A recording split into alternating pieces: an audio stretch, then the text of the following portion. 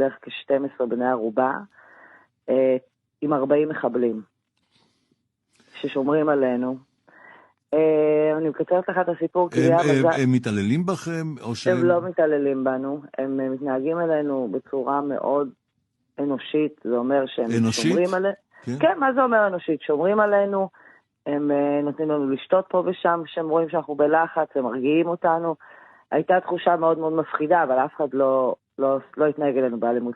למזלי, לא קרה לי את מה שאני שומעת בתקשורת. קרו דברים איומים ונוראים.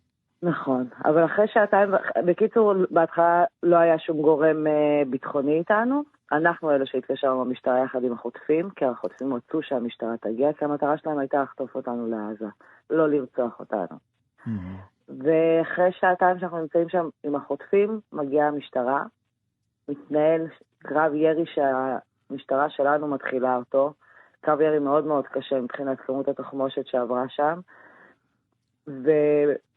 או לא בסיומה, במהלכה, אחד המחבלים החליט להיכנע, זה מחבל שיצר איתי קשר במהלך השעתיים האלה, יצרתי קשר עם כמה מהחוטפים, אלה ששמרו על הבני הערובה. כן.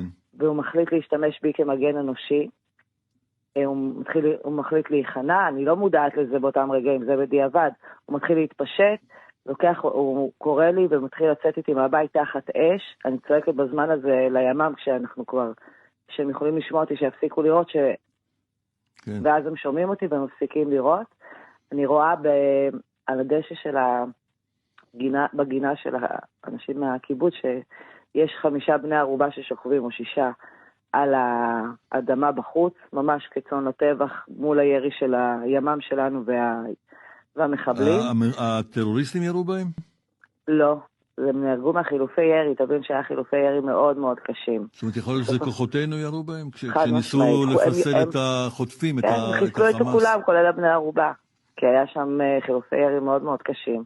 אני משוחררת בסביבות השעה 5:30, ב8:30 כנראה מסתיימת הלחימה, אחרי שהיה חילופי אש מטורפים, אפילו 2 פקזים של טנק שירו לתוך הבית, שזה בית קיבוצי קטן, זה לא איזה, רואים את זה בחדשות. כן. זה לא מקום גדול. וברגע הזה כולם נהרגו, היה שקט חוץ מצולה אחת שיצאה, הדס דגן, וזהו וכך. איך כולם נהרגו? מהחילופי אש. מהחילופי אש, כלומר יכול להיות שגם זה מאש כוחותינו? חד משמעית. כן? וככה אני מאמינה. אוי, זה נשמע כל כך רע. כן, וכולם מתו. ואת, בזכות אותו מחבל שהחליט להסגיר את עצמו, בדיוק. ואת ניצלת וכל היתר נהרגו שם. חוץ מעוד בחורה אחת שניצלה, מצאו אותה אחרי